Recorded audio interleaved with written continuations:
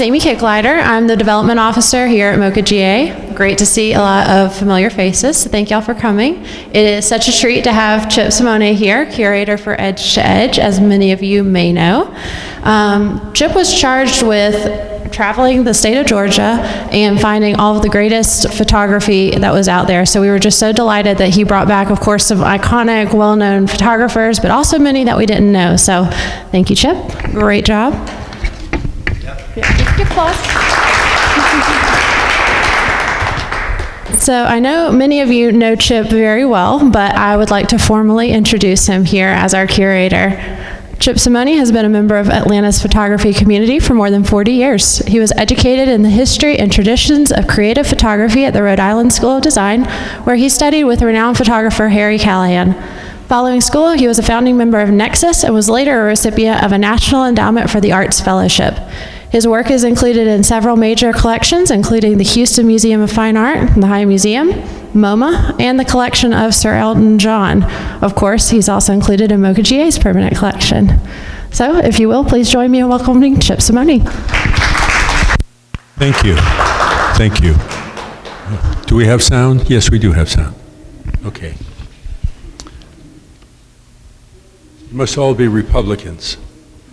Because all the Democrats I know haven't gotten out of bed yet today. They're on suicide watch. Right.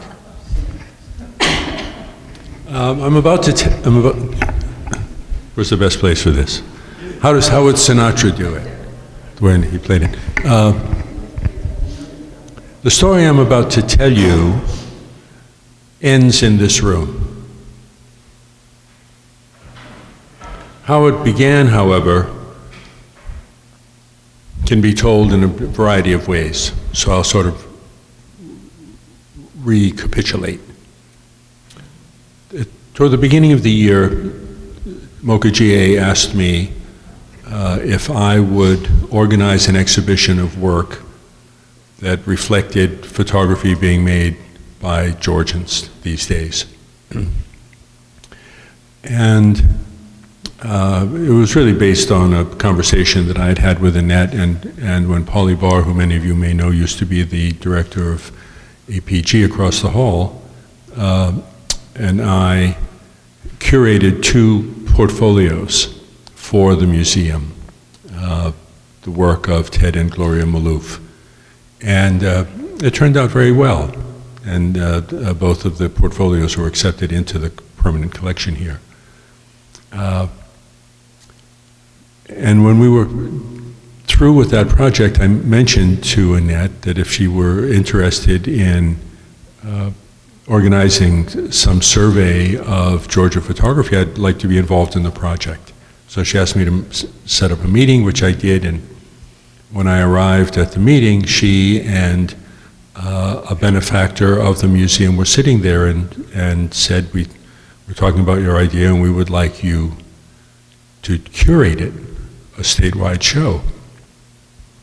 Needless to say, I realized right away that that would be a daunting task for a variety of reasons, not the least of which is that Georgia is the biggest state east of the Mississippi, and it would take some doing to take a look around a state this large. So I asked for a couple of minutes to consider it. Before I accepted it, I laid down a very simple rule, which was essentially that I would try to avoid the cliche, the rusty pickup truck, the weathered barn, and if I was free to do it that way, I would be happy to do it. And then I was asked if I had any ideas as to what sort of a theme might be a good one. And my response was that the theme would have to come from looking at the work itself. That I wasn't going to say I'm going to look for landscapes or architecture or portraits or anything so specific. Rather, that I would study the work that I found, and from that I would extract an exhibition.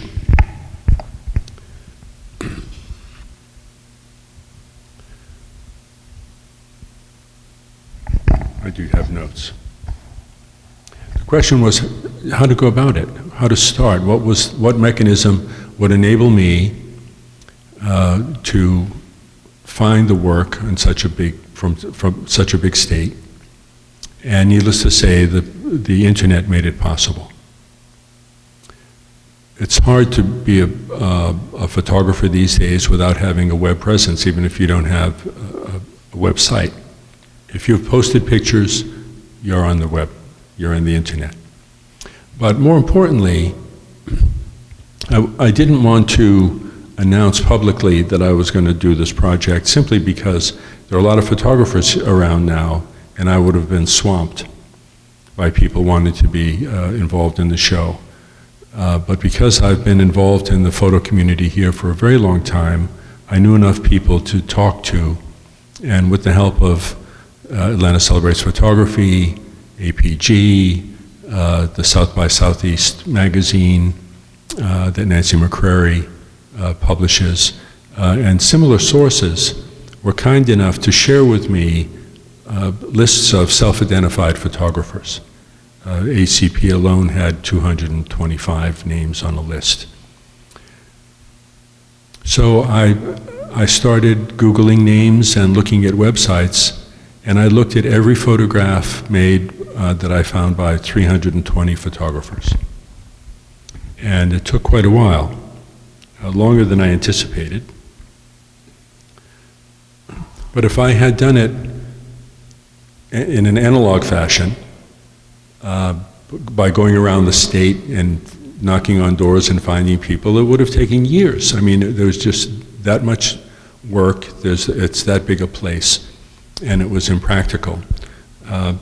So what I started doing was looking at websites and looking at Google pages, and when I would find a photographer whose work I thought was suitable to be considered, this was without making a final determination about whether they would or wouldn't be in the show, but just if it was of sufficient quality, that I would download some of the work and put it into a folder, which is how I started. And eventually, I kept finding not only a lot of work, but increasingly stronger work. And the bar that I was able to, the standard, kept getting higher, which was very exciting. Because I would look at some of the earlier work that I had found, and I said, you know, when I first saw that, I thought that was pretty strong stuff. But now when I see it in relation to some of this other stuff, I see that there's more out there, and I have to be more discerning about how I go about this. So when I started thinking about how to establish a qualitative level, because that was really the job, there was plenty of photography to find. I started thinking back about when Kathy and I came here in 1972, and what the photography world was like and what the photography community was like here in the metro Atlanta area, which was pretty much what we knew. Photography in general, nationally, had not really had a very strong presence in the art world. It had been fighting for a very long time, and it had its brighter moments and its weaker moments. Alfred Stieglitz started the first photography gallery that we know of in about 1905. He started two of them in New York. One was a photography gallery, one was a generalized art gallery that he did in 1907, and that's where he introduced modernism to the United States, where he introduced the work of Picasso and Braque and Brancusi and people of that sort, plus he produced his own work. And throughout the 20th century, there were a couple of other efforts and a couple of places where photography was accepted and promoted. Clarence White's school was probably the first photography school in the country, and that was probably in the 1930s. It was a pictorialist school. The reason I'm going back there is that this is where my mind took me when I was starting to understand what it was that I was really looking for and how many variations there were to consider. Photography is a very large tent. It's done for so many reasons, in addition to self-expression, which is the function here, but it's done for personal, private reasons, for documenting family, for scientific reasons, for journalistic reasons, etc.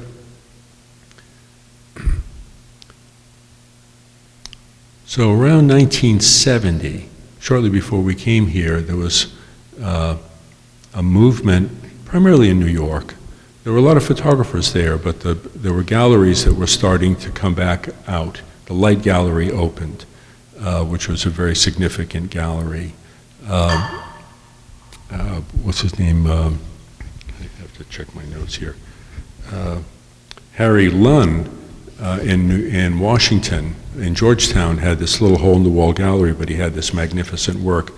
August Sanders' grandson, Gerd, who I got to know, opened a wonderful gallery in Washington, D.C. So photography was starting to come out from under the shadows, and museums were starting to show it. MoMA, of course, a Museum of Modern Art in New York, its first photography show was a Walker Evans show. That much of the work was done in the South during the project he did with James Agee in Alabama. In fact, that was included in the very first photography show at the Museum of Modern Art, which incidentally was intended to be a surrealist museum. And they found out that there weren't very many surrealists. That most of the surrealists that left Europe were all of the surrealists there were, apparently. So they had to change their direction at MoMA. Well, it's funny some of the things I learned when I did research on all of this. And but at the time, Lee Witkin, and we're all grateful to Lee Witkin because he sold Lucinda Bunnan the first photograph that she bought, and then the second photograph that she bought. And those of you that know Lucinda, who's in the show, she has 2 pictures here in the show, and she's also been a tremendous benefactor to the photographic community here at MoCA GA, to the High Museum, and other places as well. So when we came, back in those days, around 1970, a print of Moonrise Hernandez. How many of you don't know the Moonrise Hernandez photograph? Ansel Adams. That probably could have been gotten in the range of maybe $500 or $600 back then. And today, if you can find one, there are tons of them out there. It's not a rare image. There are at least 1,200 copies of it, but if you can find one available, it would be $200,000, $250,000 easily. So things have changed. But museums were very conservative, and what they showed tended to be, and that includes the High Museum here and other places, they tended to show historic photographs, illustrating the early photographers' work by process, daguerreotypes, tintypes, ambrotypes, and all the various early processes that came along fairly in quick order. But they really weren't concentrating on the individual work of photographers. Eventually you would get South Orton Hawes, the famous portraitists that were in Boston.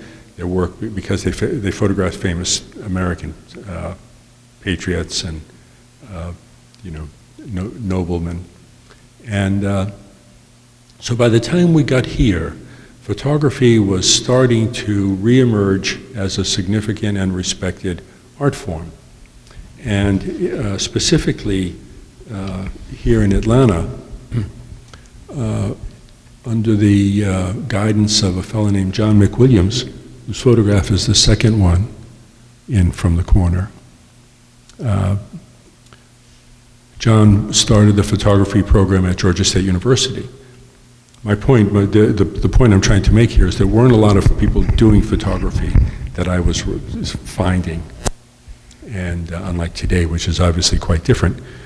So back in the early 70s, because of John's inspiration to many younger photographers,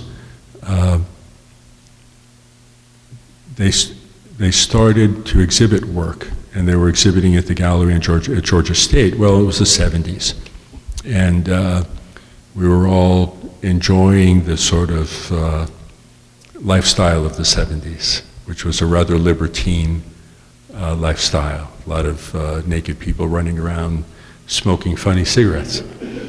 And but all of this became included in the photographic work that was showing up.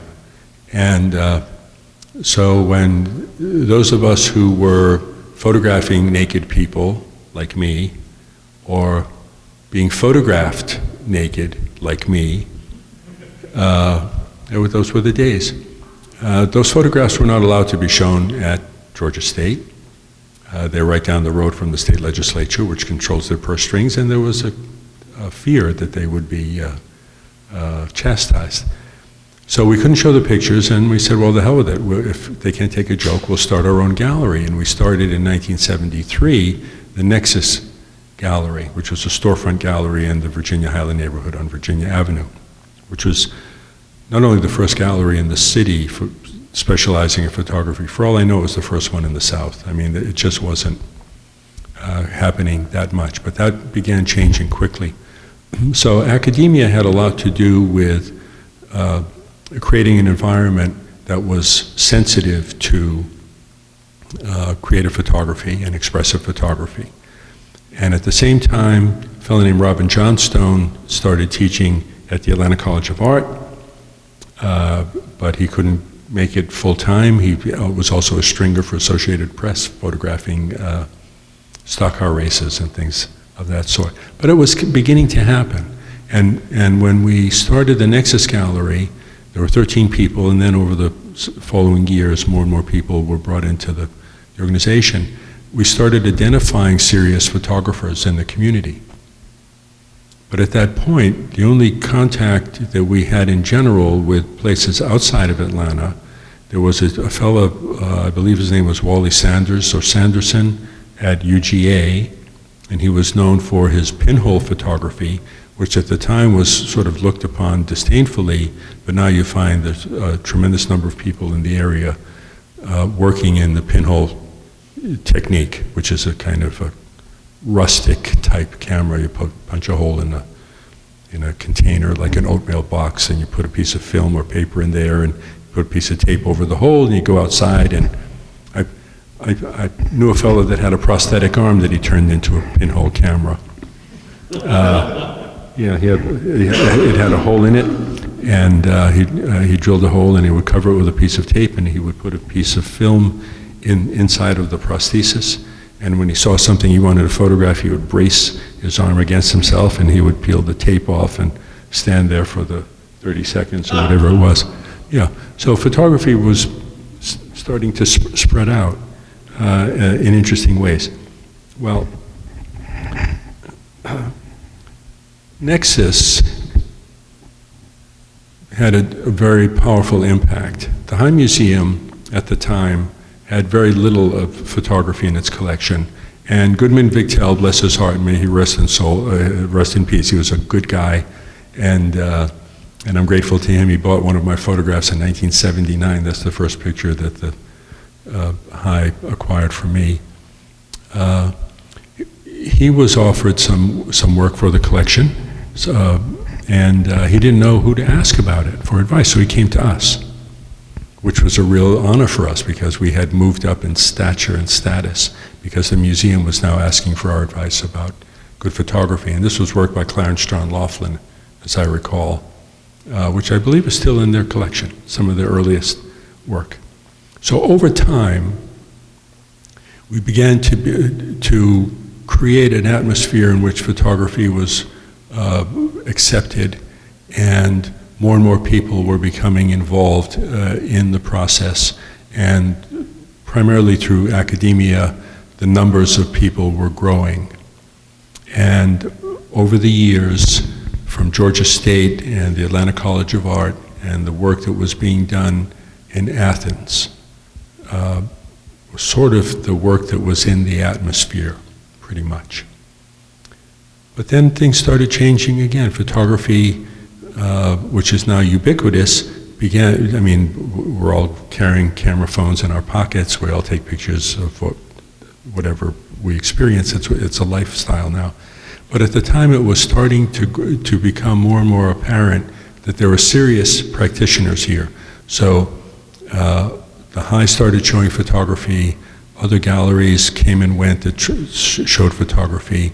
Nexus evolved into, with the help of Michael Lomax. Some of you might know who Michael is. He's now a college president, I believe, one of the predominantly black colleges. down in New Orleans, I think.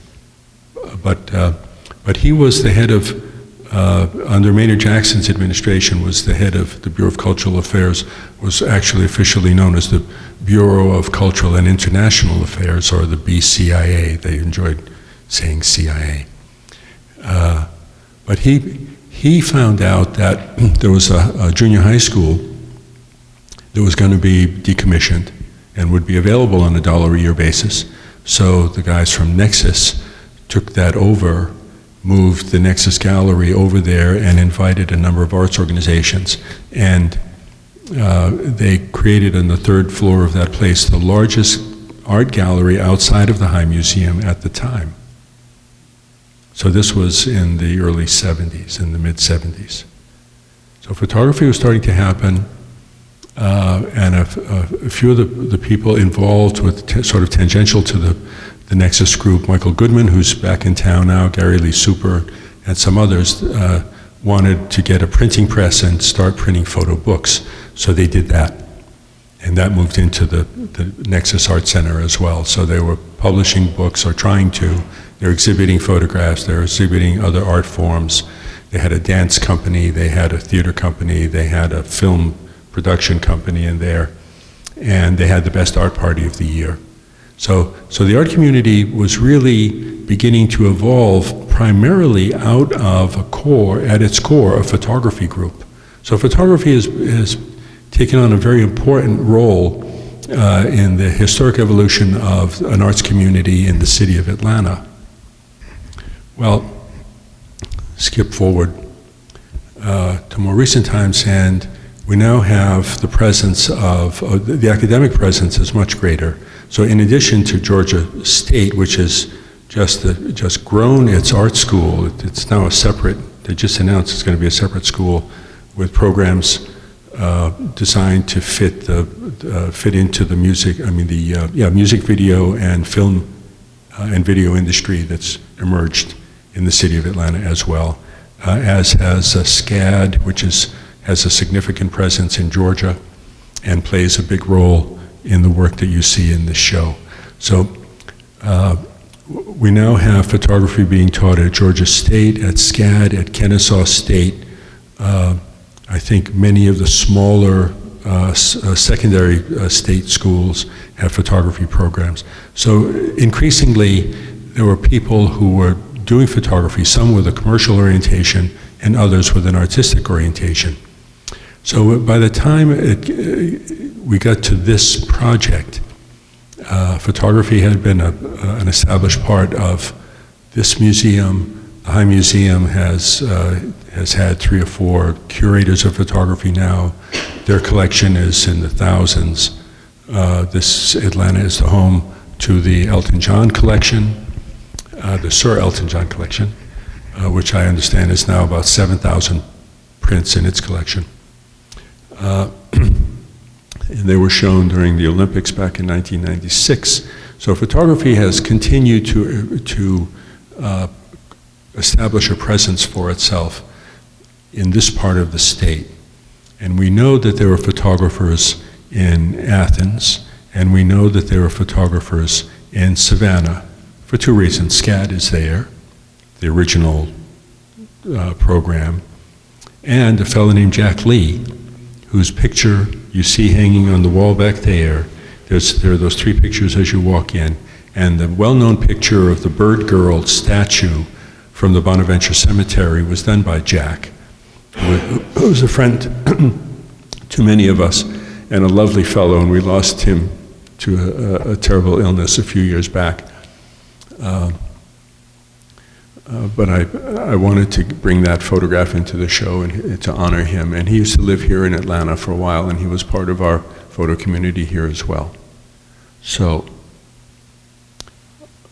when I started to identify photographers whose work I thought might be suitable for inclusion in a museum show, and I want to emphasize that that's not just a gallery show. The museum means something special in the art world, and museum standard is the highest standard that we have for artwork and artwork presentation. So I took that very seriously, and I wanted to find work that was suitable and would meet the museum standard, which took some coaching in some cases or some conversations with people to try to get them to bring their work up in quality to meet that standard a little bit. So, for the first 2 months of this project, I accumulated names, I made calls to people, I formed lists, and I would stay up every night until midnight or 1 and sometimes 2 o'clock in the morning, and I was doing this 4 or 5 nights a week, and I would just study the work that was out there. I would see it on the screen, and I would look inside of people's portfolios, and I would look at their work relative to other people's work, and I would look for other versions of their work to see if there was a better example of the same picture I had seen. And I don't know how many thousands of pictures I looked at, but interestingly, the bar kept getting higher because I kept finding work that was stronger and stronger and stronger.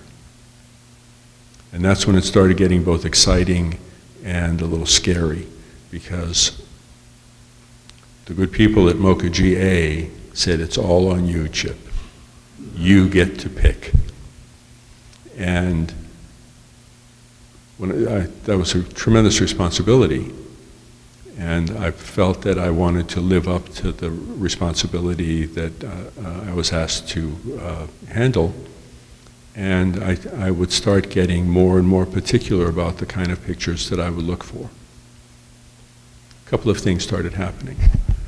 One is I would contact certain people that I knew or knew of. When I called the woman in Savannah who now handles Jack Lee's estate, Susan Laney, who has a gallery there, but she used to manage Jack's gallery, which he had in the Garden District of Savannah. She said, well, I know a lot of the photographers here, perhaps I can help you meet some of them, which eventually she did. And my friend Joe Pizzuto here and I drove down to Savannah for a day, and we spent time at that gallery and looked at people's work and met with a number of the people, and some of them were SCAD faculty and some of them were SCAD graduates. SCAD in Savannah, I doubt that there's anyone in the room that doesn't realize what a presence SCAD has in Savannah these days. They kind of own half of it seems. But the real issue became, for me, what is this show about? It's one thing to say that it's going to be about Georgia photography done by Georgians. That's kind of the easy part.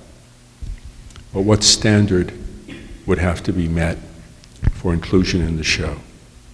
What were the parameters? And as I looked through the work again and again and again, and for weeks at a time, I would do nothing else, I realized that the work that I thought was the most compelling was the work that functioned as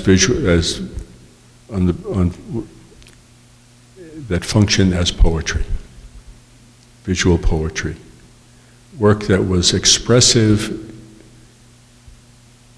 by observation. You didn't have to be told about the work, you could see and feel the work in an immediate sense.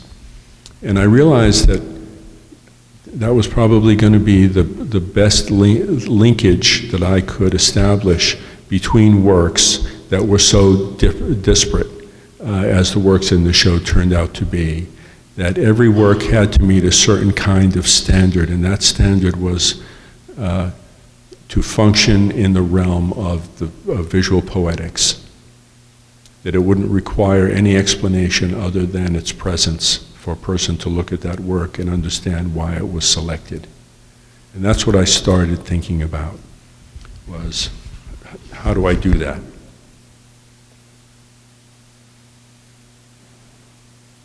So, there were some notes. Oh, okay, I know there was one here. So I avoided work that was that would have been determined, the value of which would have been determined by market value, for example. I didn't have to worry about that. This is not a commercial gallery. One of the beauties of doing an exhibition for a museum is that it has a much purer mission. So you don't have to worry about whether or not somebody's going to come in and buy the picture in order to put it on the wall of the exhibition space. This transcended all of that. So I was able to aim even higher and look at work that functioned just in the sheer strength of either its visual beauty or its compelling presence or the mystery that it contained, or all of the things that are applicable to work that functions poetically. So I went out of my way to avoid fads, fashion, and trends. I wrote those 3 words down here. Because what we have in Atlanta and surrounding areas are plenty of places that really sort of do that. Most of the commercial galleries tilt in that direction. And I felt liberated from that particular requirement. So I could ask someone for their finest work, not their best known work, for example. Or in a couple of instances, because I didn't want to stay inside of academia, because I think, frankly, that the thinking in academia has become too narrow about what a good picture is. And there are many trends that sort of feed into the industry that the photography world has become. And I wanted to try to avoid those kinds of things. So I contacted, or I looked at people in the commercial sector. I looked at people who are photojournalists and editorial photographers. And we have a couple of very strong pictures in the room. One over here is of a boxer with a swollen eye by Joff Davis. Not Jeff Davis, you pronounce it Joff, J-O-E-F-F, who's the principal photographer for Creative Loafing. And I looked through his work, and for the most part, I understand it was done for publication in that magazine, but I saw this one photograph, and I said, you know, if you pull that out of context and you frame it up and mat it up, that's going to be an amazing photograph. And I called him, and I told him I was interested in exhibiting one of his photographs, and he thought my head was screwed on backwards.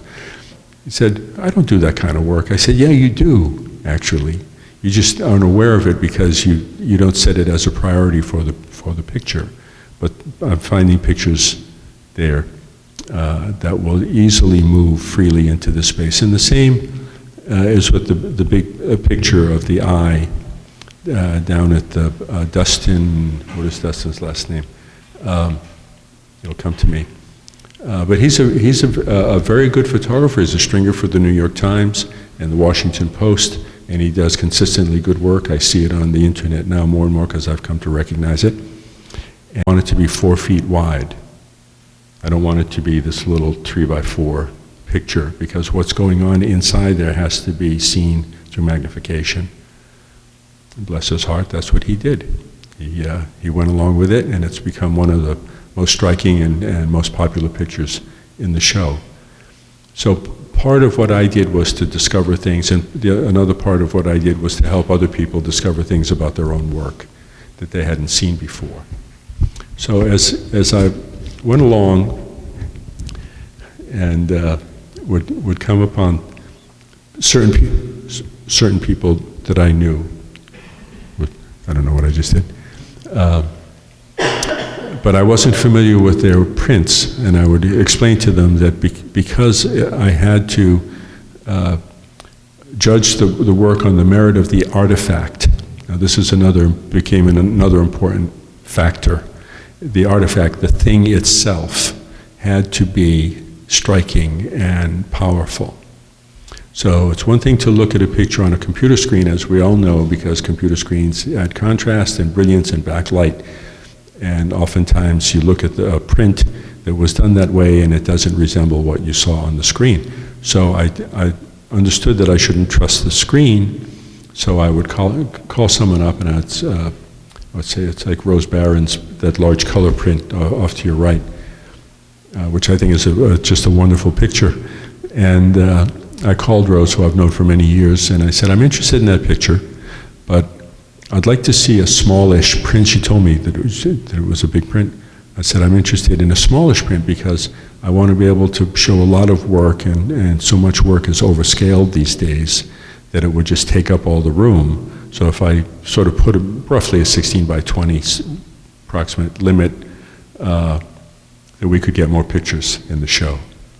She said, well, all I have is the big one. And I said, well, if you bring it in, I'll take a look at the print quality, and if it's what I'm looking for, I'll ask you to make a smaller version of it. Well, she said, well, I've got this one print that's framed and all. I said, well, bring it in. I'm sure we'll work something out. Well, she came in with that object, and I looked at her and I said, forget everything I told you. I said, that is magnificent just the way it is. We were in the library. We carried it out here, leaned it up against that wall where it's hanging, and I said, and it's going to go right here, because that just deserves to be in that spot. So there were a number of instances where I found people, many of course I know. I mean, I have been doing this a very long time, and I've gotten to know a lot of people. But a number of them I wasn't as familiar with, or in some cases, Tom Meese, who's sitting over here, his work on that far wall, it's the diptych, which is the third set of pictures down on the far wall. I looked through, a mutual friend gave me a thumb drive with a whole bunch of his work on it. And I was looking through it, and I saw those two pictures together, and I said, you know, I think those pictures should be shown together. So I called him up and I said, if you make a 12-inch print of each of those images and put them in a single mat with 2 windows, I'll put it in a museum show. And you can only imagine how strong an incentive I'll put you in a museum show can become to people. And it works, and I used it as a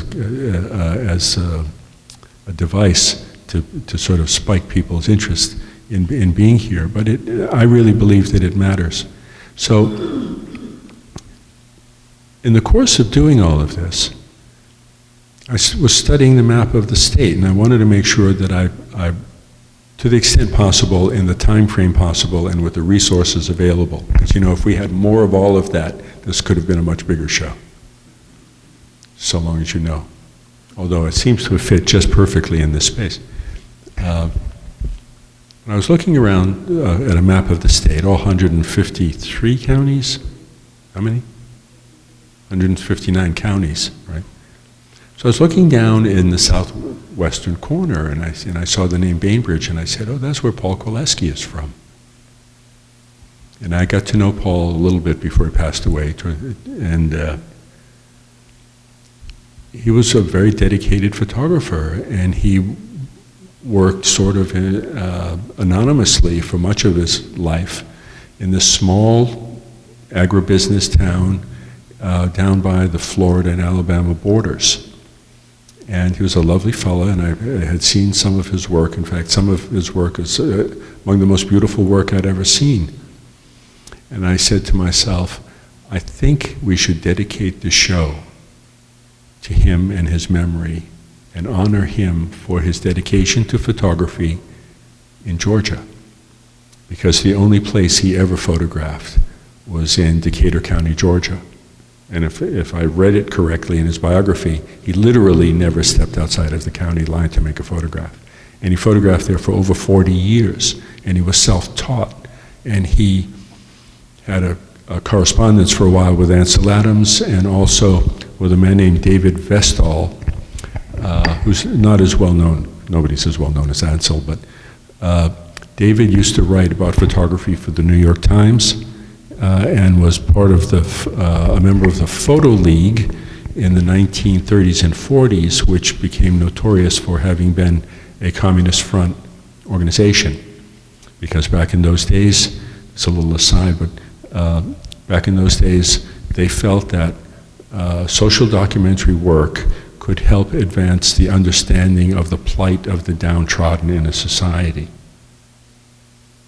And as a consequence, a lot of people were blackballed because they were found out to have joined that organization, and that includes someone as well known as Siskind. And I'm sure many of you know the name Siskind. Well, Siskind said, yeah, I knew it was a communist group, and I didn't care about their politics. That's where all the good photographers were. That's why I went there. So Westphal was part of that group as well, but he had a very big influence on Paul Kowalski. And so I just thought it was appropriate to find a way to honor him, and the museum was very accommodating. They have some of his work in their collection, and Bill Bowling, who's also in the show, and who has the Fall Line Press business and his book publishing. And he collects some of Paul's work and knows the family. So there's Bill and his son are doing a documentary film about Kowalski. A 4-minute loop of that documentary is available to be seen inside of that little room right here on my left. And you can see what a wonderful warm face Paul had, and what a charming man with a very soft southern accent that you hardly hear anymore about his work. And so I was very thrilled to be able to honor one of our own who was dedicated to photography, not for any purpose other than the sake of doing it well. And that's the underlying story of this show. All of this work, with the exception of the couple that I've mentioned, which were done on assignment, by and large, these were all done for reasons of passion, personal expression, or trying to understand certain mysteries of life, or to try to resolve certain artistic questions that all artists have. And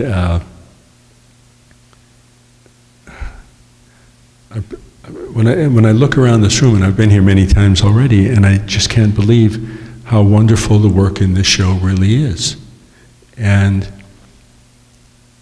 I think we're very fortunate. So people have congratulated me for organizing this, but I'm very quick to point out that the honor belongs to the people whose work is in the show, because they worked really hard to create work that was truly worthy of exhibition in an art museum. And in a few instances, in addition to the diptych that I requested here, there are a few other pieces that I asked for specifically, because I wanted the show to have a certain amount of gravitas, a seriousness about it. Because one of the things about photography is it can go very easily into maudlin or silly or sort of not as serious as I think it should be taken, like any other art form should be. Not that there's anything wrong with humor. On the contrary, photography expresses it as good as anything. But one of the first people that I contacted was Connie Tolkein. If you look down in that far corner, there's a tall vertical image of a nude woman, a very demure nude. I had seen that. I'd seen that picture exhibited at the White Space Gallery, and Connie had cancer at the time she took that picture of herself. She's doing well now, happy to report. And but I thought that was not only a striking photograph, but a courageous one. And for that reason, I thought if I could get a couple of pictures like that identified initially, that it would set a tone, and I could refer to those pictures when I was talking to other people about the work of theirs that I would like to put in the show. So that was one of the first pictures I went after. Elizabeth Turk, the tall picture with the light figurative, figure in there, that 6-foot tall picture. That's a Van Dyck print, which is a 19th century process. That's a contact print, like a photogram. Elizabeth, who we've known as long as we've lived in Atlanta, just about, I mean, we've known her over 40 years, has been part of the photo community that long. And she was experimenting with this technique. It's a hand-coated material. You mix the emulsion, you paint it onto the paper, you expose the paper to light.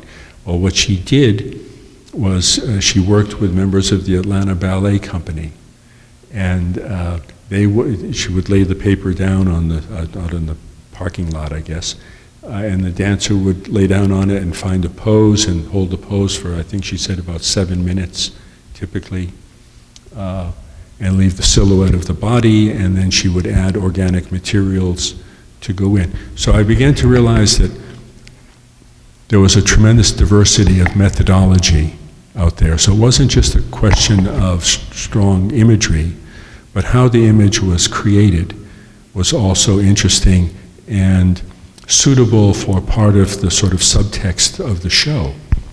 There's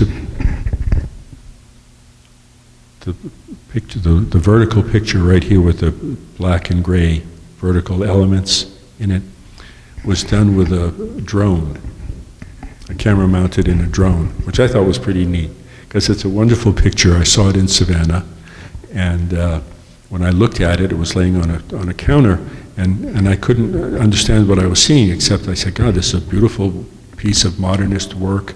You know, it's very contemporary, it's a great composition, it's got all of these wonderful ingredients in it. Then I started looking closely at it, and I realized I was looking at gas pumps and other sort of stuff that you find. That's really an aerial view of a gas station. But it was transformed through a very inventive application of new technology. So I thought that was pretty neat. But it's not just the novelty of the way it was done, it's what was done with that novel approach, because it's a beautiful, beautiful picture. And it certainly fits. This is a funny device, it makes noises. It makes more noises. So, of the people that were chosen, some are old hands at exhibition. You have Mark Steinmetz right here, who's somewhat of a star nationally. He lives in Athens, Yale graduate.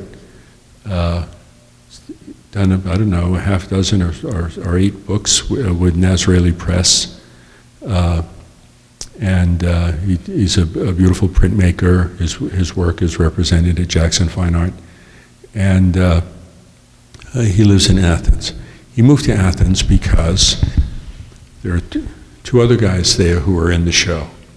If you look at this wall down here, the same wall that Connie's picture is in, but all the way to the right, those 2 photographs are by Carl Martin, who was also in the collection previous to this.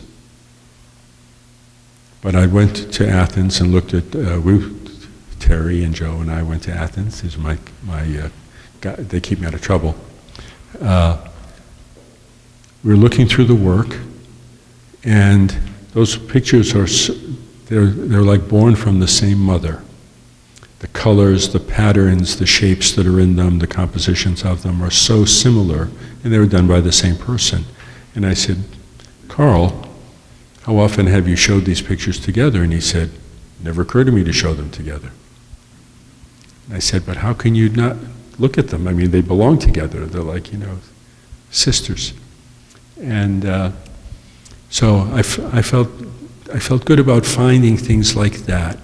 Or Jessica Heinz's work, who's back there, the 3 prints close to the left of the big eyeball picture. Jessica, who just received an award from Kuala Lumpur, has been working on that project for 10 years. It's called My Brother's War, and it's based around an attempt to understand her brother, who she never really knew that well. She was much younger than him. He went to war in Vietnam. He came back. He returned to Vietnam because he had fallen in love with a woman there. It didn't work out. He returned to this country and he took his own life. So there was a PTSD de-image aspect to that story, but I looked through the entire set of the My Brother's War, and I encourage you to Google My Brother's War. That's all you need to do, and it'll take you right to the work. There are 10 chapters, and I looked through all of them, and I was just so moved by the sheer poetic beauty of the work. And then when I found out that there was a context for the appreciation of the work, I gave some thought to how I could intensify the awareness of that by using more than one photograph in a presentation. And if you look closely at those pictures, her brother's letters are included in them. There's a picture of her brother. So they're intensely personal works. And I've been encouraging her to try to find the publisher to finally get that work published. So I think, oh, and then for those of you that know him, Paul Behuth is a marvelous artist character in town who creates these images using 3D viewers. And I've gotten to know Paul pretty well. We've become good friends, and I wanted him in the show. I'm sorry, Peter, that's right, thank you. I've been corrected. So I went to talk to him, and I said, I'd like you to do something, but I'd like you to do something special for the show. Because his work has been widely shown, and he's the only one that does it. I mean, it really is a pretty unique approach to photographic presentation. So we sat down and we sort of brainstormed a three-dimensional arrangement so it would have a sculptural presence in the gallery. And he said, well, you know what I can do? He's been making these photographs of two women. He said, I can photograph them from 4 different sides. So you can walk, so that's how that came about. So that was a slight collaborative effort between me and Peter. And he's going to show up now at, what's the one over by the History Center? The Swan House Gallery. Swan House Gallery, yeah. So, I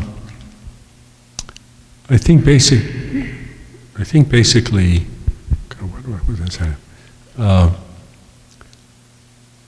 what I was able to do was identify an enormous amount of striking imagery. And from that, spend time trying to organize it so that the work that would be distinctive enough from one another at the same time share this quality of presence, of poetics, of richness, of a compelling image, and to demonstrate the diversity of work that's being done, the diversity of methodology that's being used, and to put it in this gallery and make it available through the museum. So, do you have questions for me? None?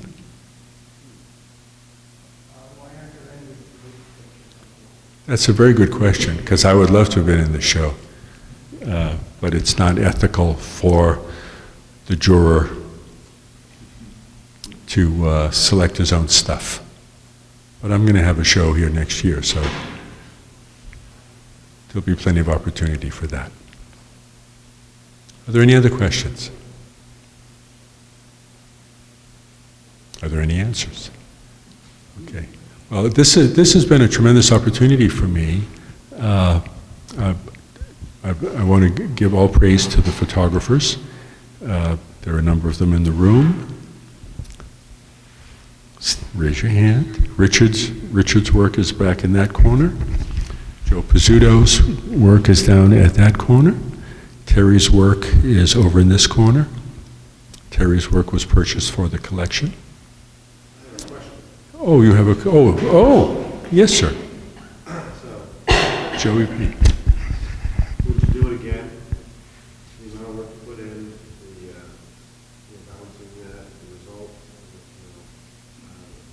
curating a show, something that now sparks bigger interest. Your own work. I would do something akin to it again. I don't know if I would do. I don't know if I could do this, something like this again. I mean, it's an enormous amount of work, but and I had to really stop everything else I did. I mean, I didn't photograph I'm just getting back into it now, but for the first half of this year, I didn't even use my own camera because it just. I took this very seriously as an opportunity to present to the community something they've never seen before, because this has never been done before. There's never been a show quite like this. And when I brought Denise Bethel here, who was here for the auction, the ACP auction, had recently retired from Sotheby's. She was the head of their photography department. And she just swooned over this show. And there's a woman who deals in some of the most expensive and valuable photographic artifacts out there, prints that sell for $2 million. And she walked around here like, this is as good as anything, you know.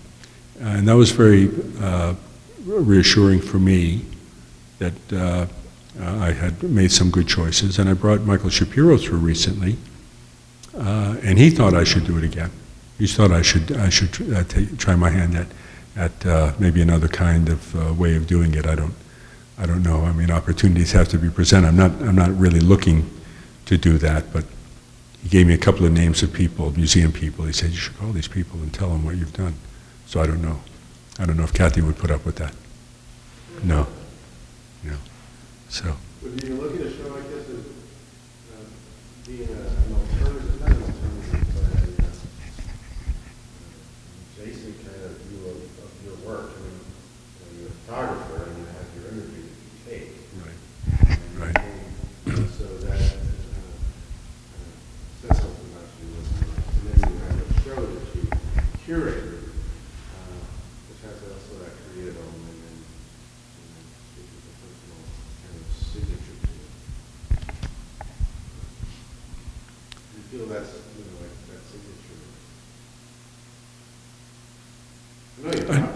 Well, I don't know if I feel it per se. I worked really hard and struggled. I mean, in some cases, there was so much good work by a single photographer that I didn't know if I could fairly represent the breadth and scope of their ability in one picture or two pictures. So I struggled with certain selections, and I would go back and forth with them. Of course, I was given complete control over the selection of this stuff, which was kind of nerve-wracking in a certain way.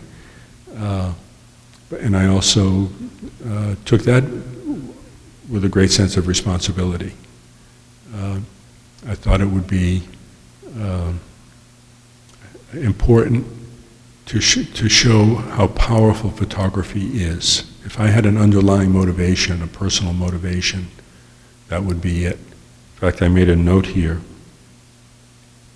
It says, this show is about the poetry of seeing, visualizations that create things heretofore unseen, save for the serendipity of time and circumstances.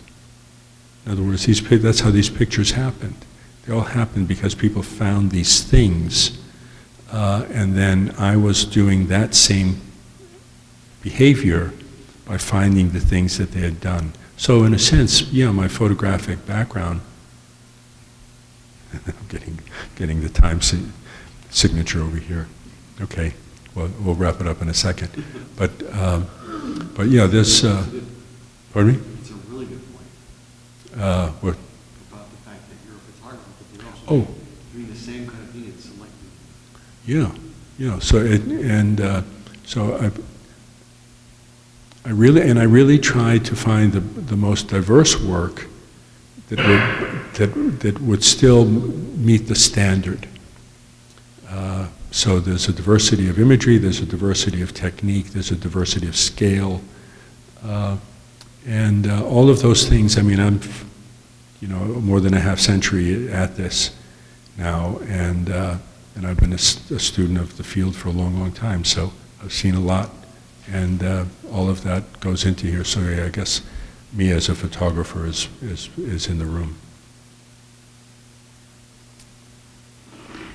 Anything else? Well, thank you. Thank you for coming. I appreciate it.